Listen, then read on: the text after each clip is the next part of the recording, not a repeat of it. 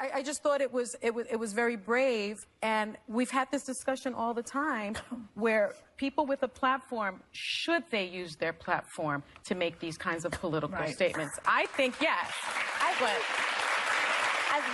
First of all, I call BS on saying that it's brave to call out the president. It's more brave to be a conservative in Hollywood. I have no friends personally who've been blackballed for their political beliefs.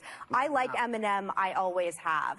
That being said, just let me listen just 1 second, and then I really would like your perspective. So I remember when Eminem went after President Bush when I was younger, and he said, quote, I don't rap for dead presidents. I'd rather see the president dead. And he was actually investigated by the Secret Service in 2003. And I think for me, what's so interesting, what I think has helped breed Trump, is when all Republicans are Nazis and the worst and awful, sometimes if you cry wolf hard enough, the wolf will eventually show up in one form or another. And I would be curious, if Mike Pence were president, would some of these people who have all these problems still have the same problems with him that they do with Trump? We don't know. I don't know, but I will say this. You know, people, when they speak their mind as themselves, it is a brave move, because it's very dangerous, and people will take you out. People will come up and spit on you, hit you, yell at you, kick you. But it's more socially acceptable to be liberal in Hollywood than it is to be conservative. It's actually not acceptable to be... Here's the thing. Hollywood started out as a very, as you know, very right-wing sort of area. That's why all of the stuff with Dalton Trumbo happened, because people were concerned about communists and all kinds of stuff, and then we had the blacklist and all that kind of stuff. Then it made a shift, and it went to the left. And so Hollywood fluctuates depending on who is in. And when I say who is in, I don't mean who's in office, it's who's in style. I lived in Los Angeles for a year and a half working on another show, and I have never been more harassed for being a Republican than I was in the time that I lived there. So maybe it's a different kind of place. I've never felt that way in New York City. I've never felt that place any place else. But I will say that New York it is brave. All artists making a stand, all commentators making a stand. On this show, we all come out and make opinions that are controversial every day. Every person on this panel knows what it feels like. Yes, it is brave. But I am saying that I think when you talk to people like Tim Allen, it is more socially acceptable to be an Obama supporter, to be a Hillary Clinton supporter, to be a Bernie supporter, than it would be to be any conservative Except supporter. that all the conservatives are working. They're the ones who have the jobs. Tim Allen has never stopped They're working. all working. Oh, shoot. Tom Selleck, thank you. Periodically, the brain just Do you believe goes. James Woods that he's retiring for his politics? But most conservatives get one person on every panel other than on Fox News. So there is an element of minority to being a conservative in mainstream anything. We may disagree on it. I don't obviously know Hollywood history. I've been a minority my whole life, but I'm not the only one that has experienced that. You would be surprised to find out how much of the fluctuation has gone on. I'll give you some books. Now to a controversial new theory that suggests there's an ongoing liberal bias in Hollywood. In a book entitled Primetime Propaganda, the true Hollywood story of how the left took over your TV, conservative columnist and radio host Ben Shapiro has set out to prove, well, we're all being brainwashed. Yes, according to Mr. Shapiro, even Elmo is in on the plan to swing America to the left. I'm delighted to say that Ben joins us now live in the studio. Good afternoon. Thanks so much for having me. How is Hollywood liberal? I mean, from top to bottom, from executives to creators to producers, I mean, these are all people who believe in one particular mindset. It's an echo chamber.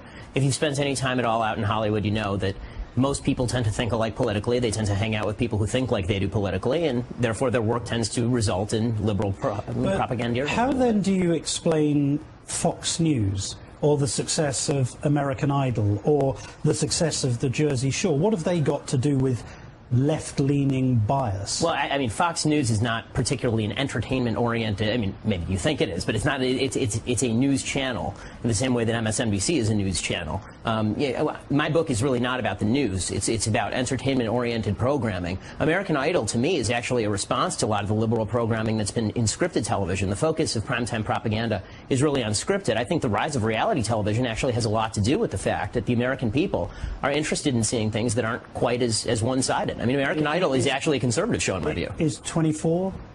No, of course 24 is a conservative show, or at least was until Janine Garofalo showed up. But 24 is one show out of literally hundreds, and I profile probably 100 separate shows in my book. It's always easy to pick one example of a conservative show.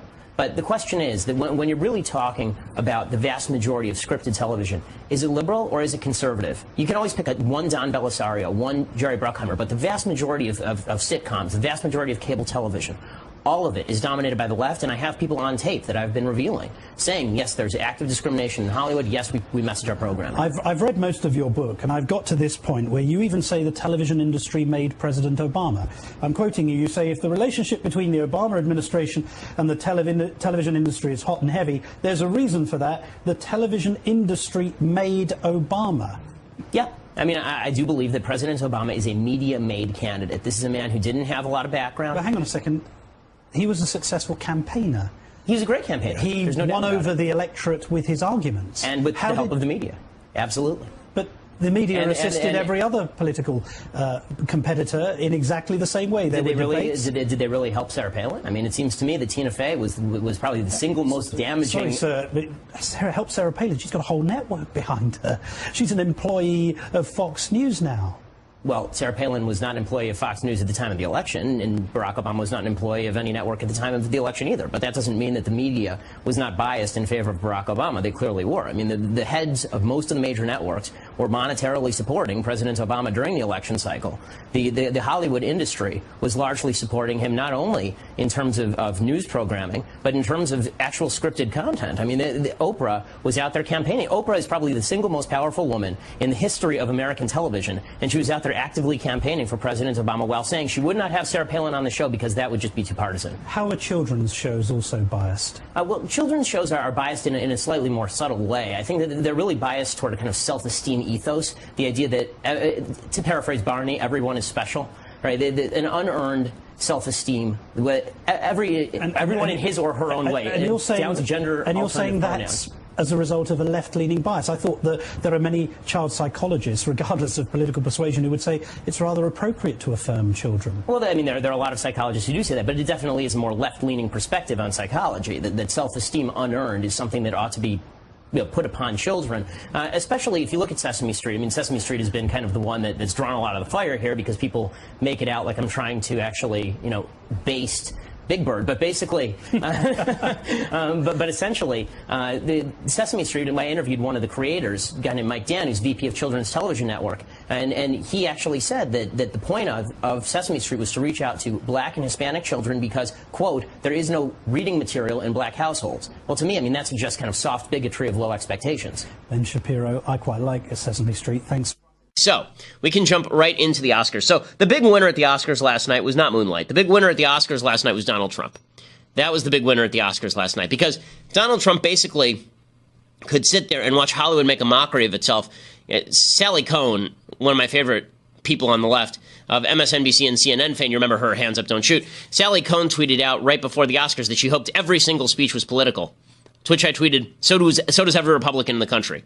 We all want every speech to be political. Because the more political these speeches are, the better off Republicans are, because watching all of these sort of comforted, rich, limousine liberal socialists ripping on America is really something that off-puts a lot of voters, and people react to that by voting for people on the Republican side of the aisle. Hollywood has never driven people into the arms of the Democrats, except through kind of their subtle cultural moments, but they don't drive people into the arms of the Democrats by just shouting about how terrible Republicans are. This is something that Hollywood gets wrong. The stuff that Hollywood is good at, creating story, creating character, that stuff can help convince people that Democrats are right. But it doesn't convince people Democrats are right when Marlon Brando sends up Sacheen Littlefeather at the Oscars in 1973, a Native American spokeswoman, to pick up his award and rant and rave about how America's mean to the Native Americans. Nobody voted Democrat because of that. And nobody voted Democrat in 2003 because Michael Moore got up at the Oscars and talked about the fictional president, George W. Bush, getting us into a fictional war. Hollywood people think that we want to hear what they have to say. We don't. We want to hear the stories they have to tell, but we don't actually want to hear the things they have to say because the things they have to say are generally stupid. They don't know anything about politics, so why in the world would we listen to them when it comes to politics?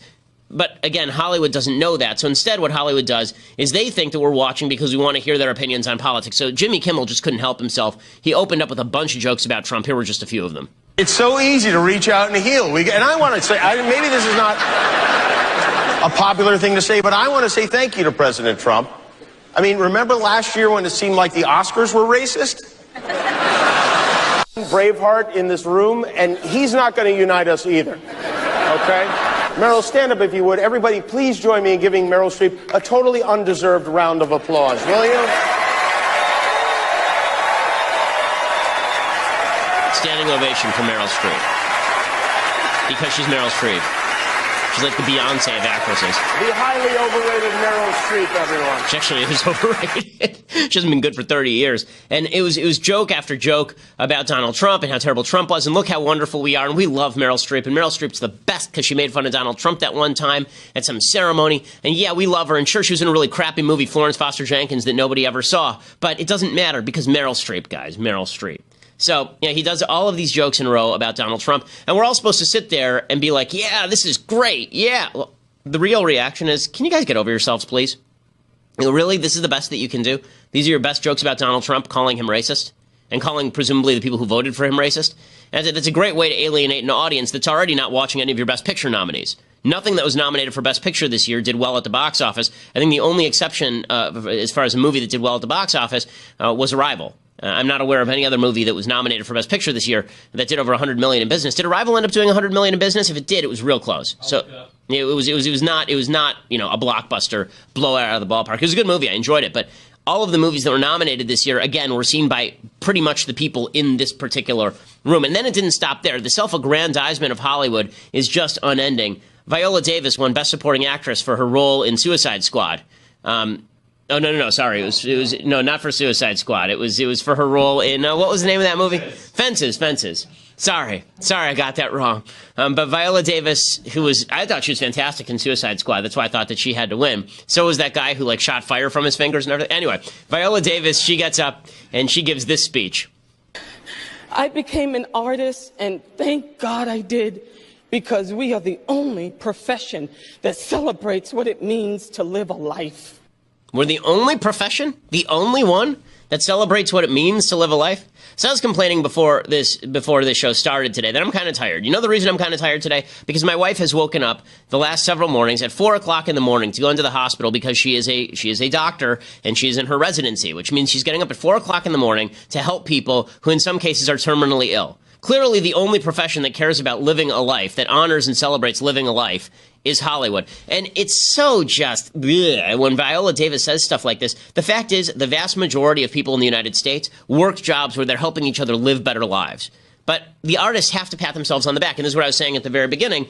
The artists in Hollywood have to make themselves feel important one of two ways, because otherwise they're just reading lines for a living and wearing funny costumes. So they have to make themselves feel important one of two ways. One is they make important stories, right? We're going to make a story about a black gay Ute living in Miami, right? That's going to be the thing that makes us important. Or, alternatively, we have to talk about how important we are to everybody else. Now, I don't get on the air every morning and talk about how important my job is.